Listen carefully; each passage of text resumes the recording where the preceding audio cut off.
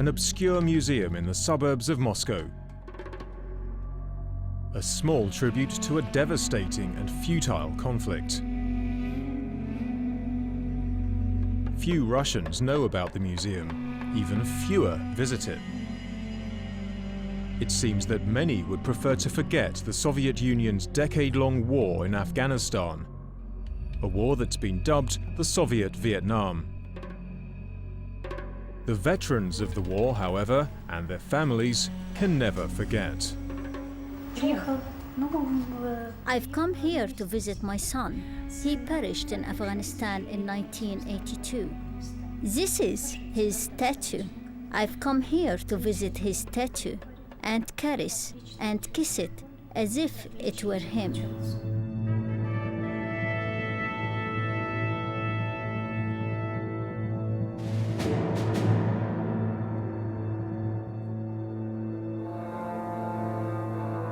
It was the biggest Soviet military operation since the Second World War. On December the 25th, 1979, the first soldiers of the Soviet 40th Army arrived in Afghanistan.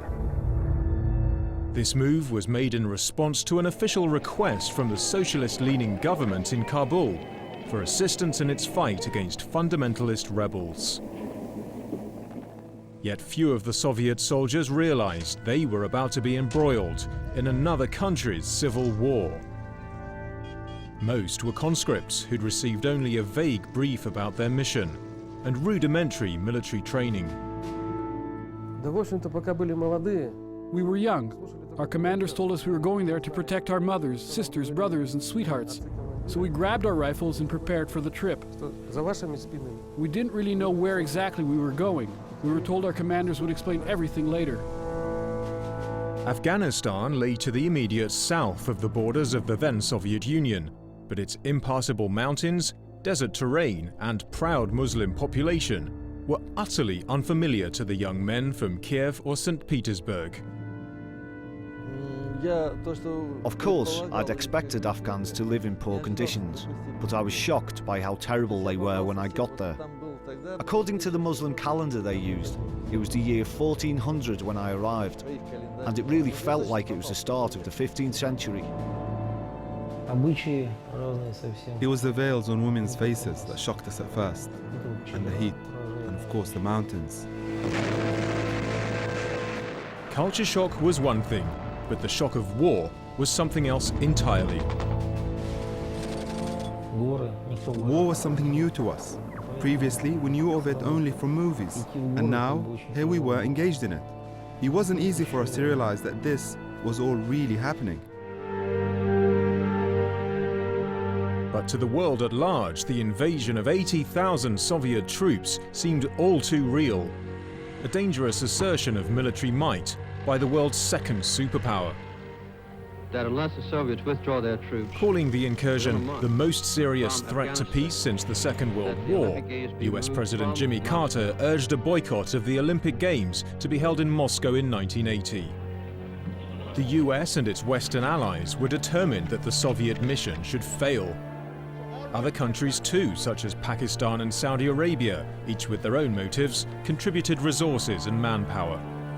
They funded and armed Mujahideen fighters to devastating effect. The Soviets called these fighters Duki, the ghosts. This was not like World War II, where there were two opposing sides, and our fathers protected our motherland. In Afghanistan, we didn't know who our enemies were. The Afghans were peaceful and friendly to us in the daytime, but at night they turned to enemies. The Soviet forces gained some measure of control over the Afghan capital, Kabul, but the countryside eluded them. They found themselves under sustained attack from Afghan fighters using the tactics of guerrilla warfare. Small bands of Mujahideen, often indistinguishable from the population at large, carried out regular and devastating sabotage attacks on Soviet and Afghan government installations. Unlike the Soviets, these men knew the mountainous terrain well and used it to their advantage. Usually, they were hiding so as to ambush and suddenly attack us in small groups. Their most common targets were our convoys, which were providing the army with goods and fuel. There were also ambushes in mountains. When the war broke out, Valery Burkov was a trainee in the Soviet Air Force. His ambition was to serve in Afghanistan, where his father was also stationed. One day, I returned to my dormitory and the phone started ringing. They told me my father had been killed. After his funeral, they told me my assignment to Afghanistan had been cancelled. I was to serve in the Urals instead. One Burkov dead is enough, they said. But I decided to go, to find out whether this war was really worth giving up our lives for. For the young soldiers for whom this was their first experience of war, the loss of innocence was swift. It was often the brutality of their more battle-hardened comrades which shocked them the most. Our commanders told us to be humane, yet I remember one episode when one of them aimed his machine gun at a camel and shot it. I was horrified. Why did you do that, I asked.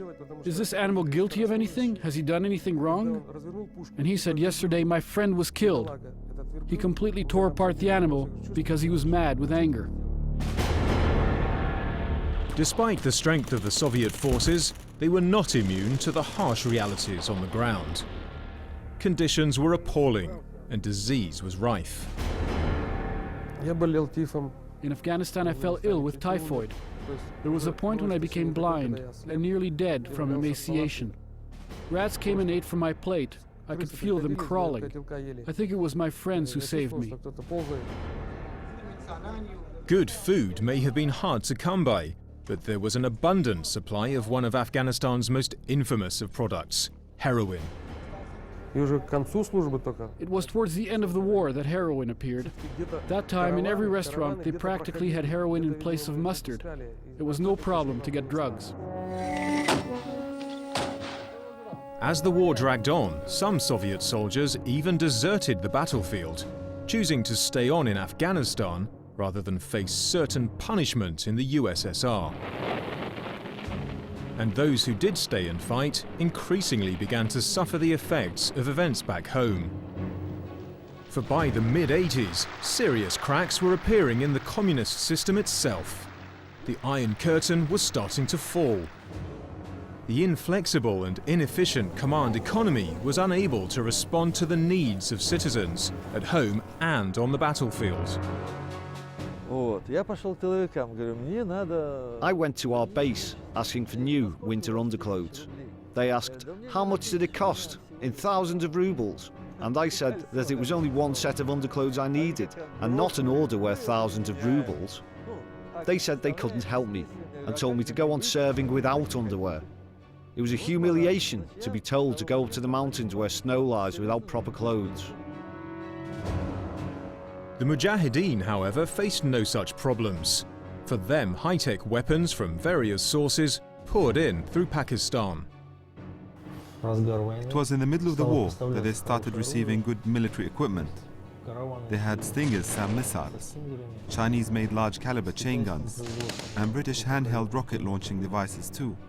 In other words, after we destroyed a caravan, we found as many different weapons as in a whole military museum. But it was often the crudest of weapons which was the most effective, the landmine. I was inspecting a position which had been abandoned by the Mujahideen. I made a step and a mine exploded under my feet. I heard the sound of the blast and at first decided that it was someone other than me who had stepped on the mine near me. But then I started to lose consciousness and I said to myself, my dream has come true. One night, before I'd departed to Afghanistan, I'd had a dream. I saw myself standing somewhere in Kiev in my full dress uniform, and through one of the trouser legs, I could see that my right leg was a prosthetic device. When Valery returned to the USSR, one among thousands of wounded soldiers, his fellow countrymen were almost entirely ignorant about the war that was being mounted in Afghanistan and of the extent of the Soviet losses. the communist regime and its military censor ensured only the bare minimum was reported. The Soviet people may have been denied information about the war, but not so the rest of the world. The Russians left quite a long time ago. The conflict was becoming not only a proxy Cold War, but a propaganda battle as well. Alleged Soviet atrocities were broadcast around the globe, turning many, especially in the Muslim world, against them. The famous Hollywood film Rambo 3 portrays the Soviets as sadistic killers, resisted by a heroic American agent and noble Mujahideen freedom fighters. Veterans, however, deny that civilians were ever their deliberate targets. Once we got an order to destroy a mosque, as we received intelligence from Afghan sources that militant leaders were going to gather there. Afterwards, the strike footage was broadcast in the West, showing us approaching, the airstrike, piles of dead bodies, women, children, but it had all been a setup. You see, the film crew had been tipped off, and we had been deceived. First, I have directed in 1987, with pressure mounting from the international community for the USSR to pull out, and with Soviet prestige in tatters, negotiations were started for a withdrawal. Gorbachev realized that a war that had lasted for 10 years was leading us nowhere. And most Western governments told us that they wouldn't collaborate or discuss anything with the USSR until our troops were withdrawn. before things get too far out of hand. Many in the West were jubilant that the USSR had been defeated, unaware that the very Mujahideen they'd funded would turn on them in years to come. On February the 15th, 1989, the last Soviet soldier left Afghanistan, crossing the bridge leading home on foot. According to official estimates, the conflict left 15,000 Soviet soldiers dead and 50,000 injured. For those returning to their homes, another battle was only just beginning.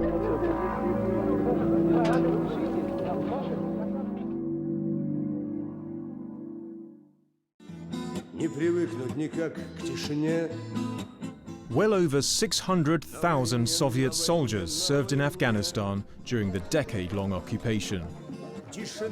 But there are no national monuments to a war regarded by many as a humiliation. Individual towns, however, have chosen to commemorate those who served and died for their country. This monument in the town of Yekaterinburg in western Siberia is known as the Black Tulip, named after the cargo plane that carried back dead bodies to the USSR from Afghanistan. But many of those who returned alive are still disappointed by the lack of support they received. There was no governmental program to help the veterans, even the invalids. We had to survive on our own, so we started to unite. Some of us succeeded in this, some didn't.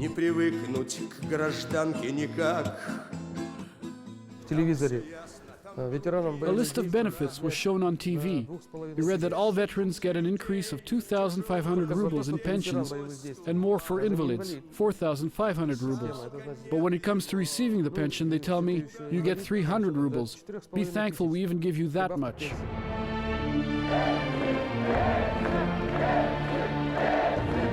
In 1991, 2 years after the withdrawal from Afghanistan, the USSR collapsed.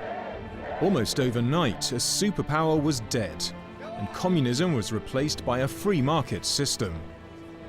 The nation which had sent its troops to fight and die in Afghanistan no longer existed.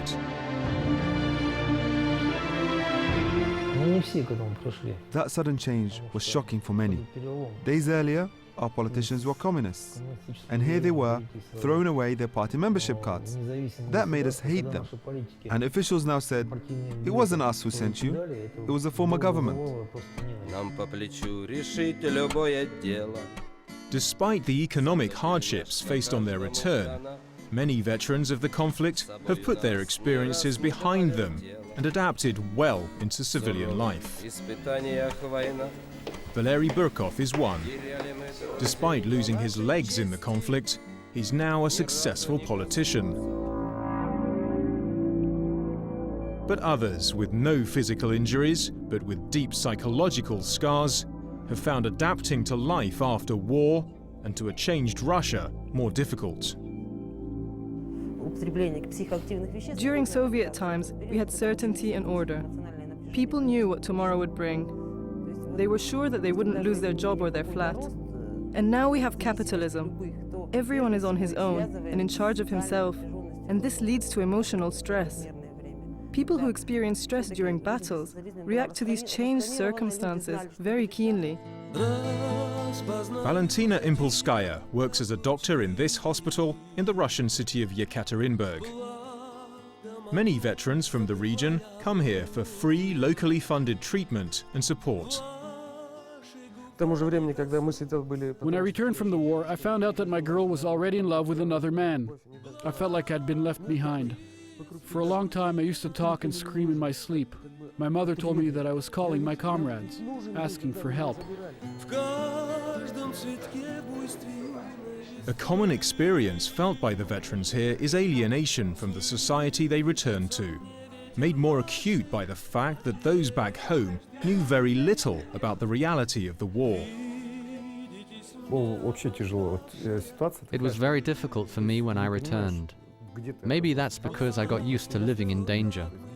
After I returned, my friend invited me to a celebration. There were lots of people waiting to see me, as if I was a fossil. They treated me like this because of a lack of information. The country knew nothing about the war. The soldier lives with the idea of a black and white world in which friends are easy to tell from enemies. He can see no compromises, but in real life there is grey. For example, an Afghan veteran is walking down the street and two young men of his age are talking about something. He can't hear what they're actually saying, but they're laughing and looking in his direction. He decides they're mocking him and starts a fight, and this often ends in a criminal case for the veteran. Unjustified violence, addictions, it's all the same. Most patients come here voluntarily, either for the long term or when they feel that the pressures of life are becoming too much. Some of the problems the veterans experience are a direct result of battle injuries. Semen Spector, himself with memories of the hardships suffered by those who fought in World War II, is the former director of the hospital. Unfortunately, many of the soldiers suffered cerebral contusion, that is brain damage or shell shock, as a result of mines exploding under their tanks or armoured personnel carriers. We have discovered that a man with contusion is physically 14 years older than his real age. Psychological instability, poor memory, social problems are all caused by this. Many of the patients here, such as Sergei and Ahlem, have suffered from alcoholism. Most of them found their relief at the bottom of a bottle. It's usual for Russian people to fight their hardships this way. Some of the patients leave the hospital to buy vodka in the nearest shop. Sometimes we even have to bring them back on stretchers. Some veterans use not only alcohol, but other harmful drugs to provide solace. Habits acquired on the battlefield have not been easy to shrug off. Vladimir Gaiwarinok first tried heroin in Afghanistan and has used it on and off ever since. He now suffers from AIDS as a result of his drug use. But he refuses to blame his experiences in Afghanistan for his current plight. I grew into a man there. I learned a lot. Death is a good teacher. May those who died there rest in peace. I think it would have been better for me to have been killed there. It would have been better like this. They would choose to forget what they remember if only they could, but they can't, and they must live with it. And in fact, they shouldn't forget their past. They must pass it on to their children. The knowledge that war is the worst thing. It's merciless. No matter who stands in its way, it erases him from this world. And that is why veterans are the best peacekeepers. They know the value of human life. Even though they might smoke or drink, the sense of justice in them is the strongest. Молчит Санек, хоть любит он в дороге разговоры.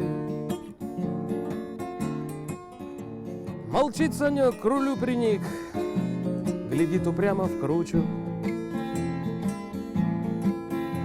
Молчит Санек, к рулю приник, упрямо в кручу.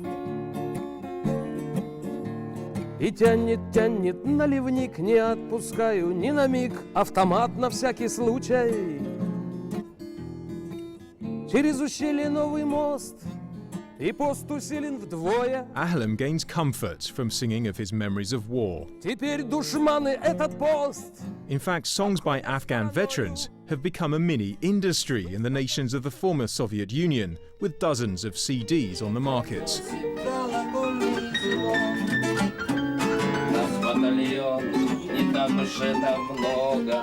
Music is one means by which some veterans seek to come to terms with their past and ensure that their experiences are not forgotten. Others have united to give each other the support which the state has failed to provide. These men are members of the regional Union of Afghan Veterans in Yekaterinburg. They regularly get together to remember the past and toast fallen comrades. Let's leave it to the politicians to decide whether we were doing the right thing or not. Most of us here are not professional servicemen. Back then, most of us were conscripts. We've only one professional warrior here. But that doesn't affect our relations. What unites us is that war. And I propose a toast to those soldiers who never returned home. You've got to be standing still and silent when you drink, and don't clink glasses, please.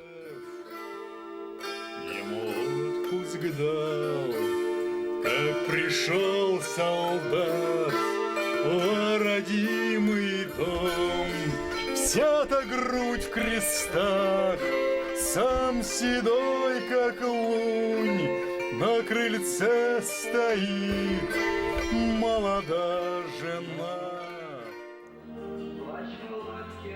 Like Ahlem's music and the gatherings of the Yekaterinburg Veterans Union, Dmitry Levin's work in this museum in Moscow is another way of passing on the memory of a conflict he fears people may forget. We have letters, photographs and medals collected here as a reminder that war never ends and that each generation has its own war. Today, it is not the communist Soviet Union that's sending its young men to war, but the Russian Federation. A new section has already been added to the Black Tulip Memorial in Yekaterinburg. The Cyrillic script reads simply and chillingly, Chechnya. Like their counterparts who fought in Afghanistan, a new generation of veterans will pay the price of a war fought for political aims. Their story is only just beginning.